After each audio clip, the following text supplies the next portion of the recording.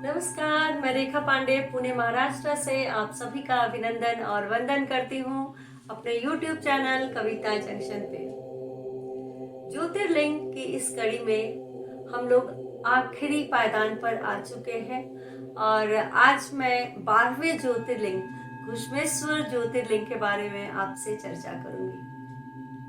11 ज्योतिर्लिंग के बाद जब 12वां ज्योतिर्लिंग जब हम घूम के आते हैं तो ये जो ज्योतिर्लिंग जो है वो आखिरी है और इसके बाद एक जो पशुपतिनाथ ज्योतिर्लिंग जो है वो जो नेपाल में है उसका दर्शन करने के बाद हम लोग मानते हैं कि हमारी जो शिव शक्ति की जो पूजा है वो हमारी संपन्न हुई। तो आज हम आपको 12वें ज्योतिर्लिंग के बारे में चर्चा करेंगे। घुश्मेश्वर ज्योतिर्लिंग, ये ज्योतिर्लिंग कहाँ पर है और इस ज्योतिर्लिंग के पीछे की क्या कहानी है या क्या भक्ति है भक्तों की, हम इसके विषय में चर्चा करेंगे।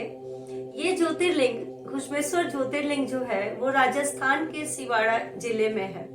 बहुत छोटा सा जगह है लेकिन बहुत ही नामी है, खास करके इस ज्योतिर्लिंग के तहत। इस ज्योतिर्लिंग में जो दर्शन करने लगभग लाखों लोग साल में आते हैं। इसको कोई भी मंदिर के अंदर जा सकता है, सिर्फ गर्भगृह जो है उसमें हिंदू धर्म के लोग ही इसके अंदर दर्शन कर सकते हैं। ये मंदिर जो है संतान मनोकामना या संतान से रिलेटेड कोई भी प्रॉब्लम्स होती है इसके लिए ये मंदिर जाना जाता है, क्योंकि ये संतान की रक्षा हेतु ही शिव भगवान इनमें दर्शन दिए थे घुश्मा को और उसके बाद ही ये ज्योतिर्लिंग की उत्पत्ति हुई। तो आइए हम चर्चा करते हैं कि इसके पीछे की क्या अद्भुत कहानी है। बहुत पहले की बात है, एक ऋषि सुदेव और उनकी पत्नी सुधर्मा दोनों साथ रहते थे, बहुत प्रेम पूर्वक रहते थे और पूजा पाठ में ध्यान देते थे। उनकी गृहस्थी बहुत ही अच्छी से चल रही थी, परंतु उनको संतान दुख था, उनको संतान नहीं थे। खुद को तो कोई बहुत परेशानी नहीं थी, परंतु जो आस पड़ोस रिश्तेदारों के जो ताने उनको रोज उनकी पत्नी को सताते थे।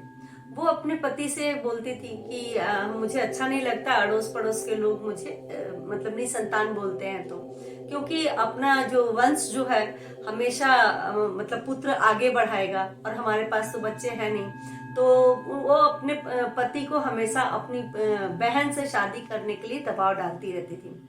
सुदेव ऋषि जो थे वो हमेशा बोलते थे कि देखो, शादी करना कोई सोल्यूशन नहीं है और उससे सबसे ज्यादा तुमको कष्ट होगा। लेकिन ये जो मतलब रो धो के जैसे भी उन्होंने अपनी जो बहन, छोटी बहन घुश्मा की शादी अपने पति से करवा दी। शादी तो हो गई और उसकी पत्नी जो थी छोटी बहन वो भी बहुत अच्छी थी, जिसको माता के समान मानती थी और पति परमेश्वर के जैसा उसके साथ बिहेव था। लेकिन एक जो सौत डाह वाला जो कंडीशन था वो धीरे धीरे यहाँ उत्पन्न हो गया और वो अपनी बहन से धीरे धीरे एक कोल्ड वॉर या नफरत जैसी शुरू हो गई। लेकिन वो कुछ कर नहीं पाती थी, क्योंकि वो जो घुश्मा थी वो भी शिव जी की अनन्य भक्त थी और वो अपने पति के साथ दिन रात पूजा पाठ में लगी रहती थी। वो डेली 101 जो शिव जी का पार्थिव लिंग बनाती थी और पूजा करके जाके नदी में प्रवाहित कर देती थी। उसका रोज का दिनचर्या था। कुछ दिनों के बाद उसको एक पुत्र प्राप्त हुआ और सभी बहुत खुश थे पुत्र प्राप्ति के बाद। सुधर्मा भी बहुत खुश थी, परंतु उसको थोड़ी सी जलन शुरू हो गई अपनी बहन से और उस छोटे से बच्चे से।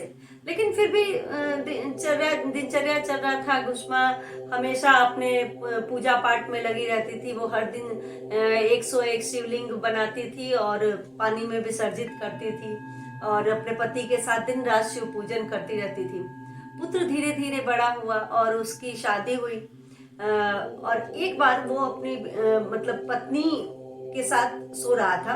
पत्नी उसकी जो पुत्र वधू थी वो थोड़ा देर के लिए बाहर कहीं गई, तो जो सुधर्मा थी उसने अपने जो सौतेले पुत्र को टुकड़े टुकड़े में काट दिया और उसको लेकर के पानी में प्रवाहित कर दिया, और संजोग से वही पानी में प्रवाहित किया, उसी नदी में प्रवाहित किया जहां घुष्मा रोज शंकर जी के पार्थिव शरीर को प्रवाहित करती थी। जब घुष्मा को ये बात पता चली कि उसका पुत्र मर गया है और रोना धोना चल रहा है, उसने बिल्कुल ध्यान नहीं दिया। उसने बोला कि ये जरूर शिव की लीला होगी। वो नित्य कर्म करके, जैसे पूजा करके वो प्रवाहित करने गई, वहां शंकर जी मतलब अवतरित हो गए और बोले कि तुम्हारा पुत्र देखो यहाँ खड़ा है।